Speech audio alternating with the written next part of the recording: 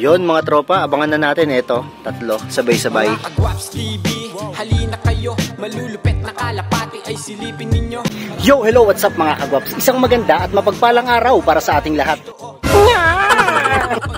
So for today's video natin ngayon mga tropang kalapatids ay naghagis tayo ng ating mga kalapate na natitira sa ating winter derby race. Okay na, tara! At tagal naman. At nga pala mga tropa, ipapakita ko na rin sa inyo yung angkan ni Pakito na pwedeng ipamigay sa mga tropang kalapatids na naghahanap ng foundation bird. So kung gusto nyong mapanood to, halina kayo, panoorin nyo na to at baka panoorin pa ng iba. Let's get it on!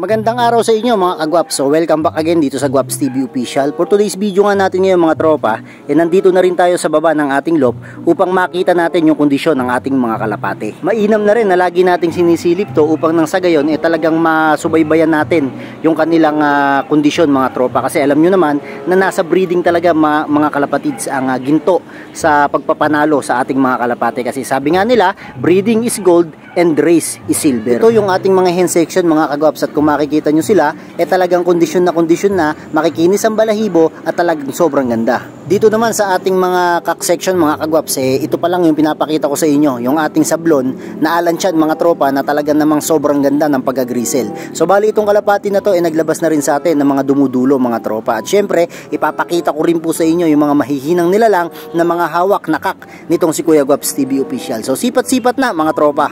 Ibahin natin ang hanggulo mga Kagwaps, at alam ko naman na gusto nyo makita yung karamihan ng ating mga kalapate. So itong tinutukan natin na to mga kalapatids mga Kagwaps, ito po yung mga cock section natin na talagang proven na po na magaganda yung inilalabas na mga anak, lalong lalo na kapag nagsimula na ang derby. Sample na lamang itong Vandenbroek na Benito Goke mga Kagwaps. Nag-produce na sa akin to mga Kagwaps ng consistent na pulling winner.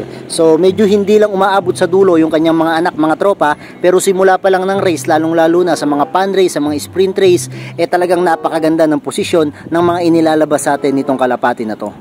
Ito nga pala mga Kagwaps, si Pakito. So kita nyo naman, sobrang pogi at sobrang kinis talaga ng kalapati natin na to. So hindi ako nagsasawa mga tropa na pinaglalaroan ko sa araw-araw itong si Pakito, kasi alam nyo naman na ako sanay na sanay sa street race mga tropa, kaya gusto ko laging mayroong tumutuka dito sa daliri ko mga Kagwaps. Kaya ang ginagawa ko every morning and every afternoon mga Kagwaps, basta wala po akong pasok, nandito po ako sa tabi ng loft ni Pakito at talagang pinaglalaroan ko siya, pinagagalit ko siya sa aking kamay mga tropa. So sa mga nanghihingi ng tips dyan, lalong lalo na sa mga street racer, kahit po gaano kailap ang inyo pong kalapate, basta po yan natuto ng mamarako at talagang naparisan nyo, gawin nyo lang po mga kalapatid, sa araw-araw nyo lang pong ipatuka ang inyong mga kamay.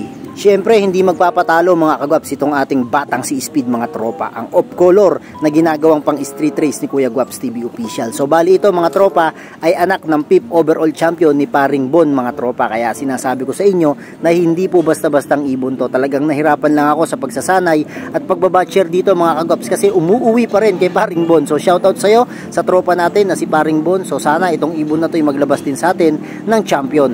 Pati itong si Mr. Albay mga Kagwaps talagang sobrang lupit na rin mamarako at talagang matapang na rin mga kalapatids. So ayan, makikita po natin na talagang makisig, matapang at pogi mga tropa itong ating mga kalapating mga pang house to house dito. Nandyan po si Mr. Albay, nandyan po si Mr. Pakito, at nandyan rin po si Mr. Speed mga Kagwaps. So itong si Pakito mga tropa, merong nagre-request na isang kalapatids natin na baka daw pwedeng makuha niya to. So titingnan natin mga kalapatids kung ano ba ang magiging desisyon natin dito mga tropa. Pero sa ngayon, hayaan muna nating maging sobrang tapang nitong si Mr. Speed dito sa ating loft mga tropa. So sana sa mga kalapatids natin dyan na street racer, huwag nyo kalimutan na lagi pong hawakan, pagalitin ng inyong mga panlaban para po mas umamo.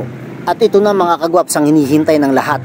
Sa mga kalapatids po natin dyan na lagi pong nag-PPM at nagtatanong sa akin kung mayroon daw po ba tayong inaalis at ina-out na mga anak nitong Vandenbroek na si Pakito o kadugo ni Pakito. So ito na po ang sagot ko mga tropa. Mayroon ako ditong 4 na pirasong mga Vandenbroek, mga inbreed at lockbreed na to mga Kagwaps na talagang ipinrepair natin at inihanda natin. Hindi sila lilipad sa atin mga kagwaps kung hindi po gagawin po natin siyang stock bird mga kalapatid. So nga pala sa mga nagtatanong kung nag-out ako, so siguro kung mag-out man ako dito mga tropa, tigda 2 piraso tayo. So yung 2 pwede kong pakawalan, pero yung 2 dito sa akin. Bali andito na ako ngayon sa taas mga kagwaps at naisipan ko nga pala na parondahin yung ating mga kalapate, yung ating mga pang south mga tropa, upang nang sa gayon masimulan na natin yung pagpapalakas sa mga South Warriors natin, kasi dito tayo magtututok ngayon at susubukan natin na dito naman tayo sumabay hanggang duluhan mga tropa.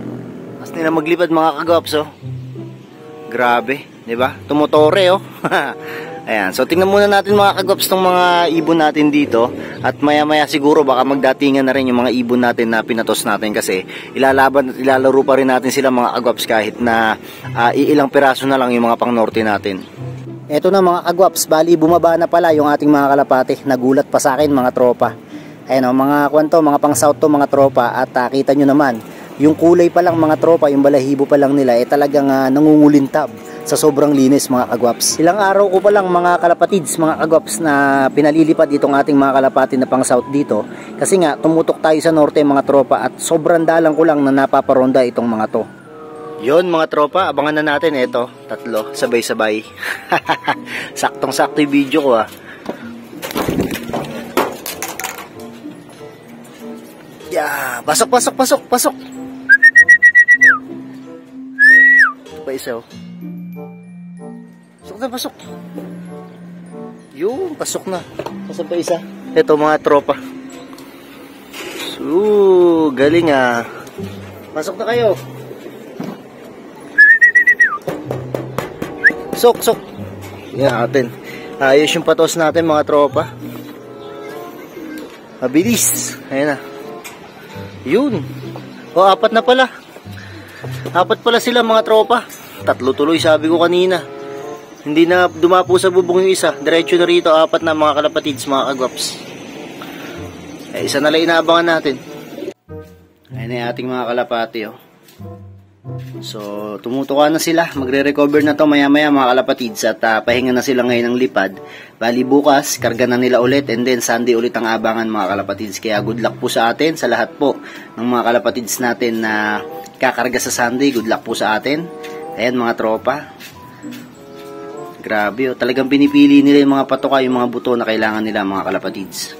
Sa ngayon mga kalapatids, hayaan po muna natin na mamahinga yung ating mga winter warriors dito. So ito, meron tayong 1, tapos 2, 3, 4, and then 5 mga tropa. So 5 kalapati pa po yung hihintayin natin sa Sunday mga kalapatids. So nga pala sa mga tropang kalapatids natin dyan na lumalaro po ng Norte, good luck po sa inyo. At syempre, nawa ay mag-champion kayong lahat dyan sa mga nanonood dito sa atin mga tropa. So yun mga kalapatids, nga pala kung di pa kayo nakasubscribe dito sa aking YouTube channel, huwag nyo kalimutan na mag-subscribe. At syempre, i-click nyo na rin yung bell notification button para lagi kayong updated sa aking mga bagong video. So dito ko natatapusin itong video na to. Muli, this is Kuya Rai and you are watching Guaps TV. Peace out.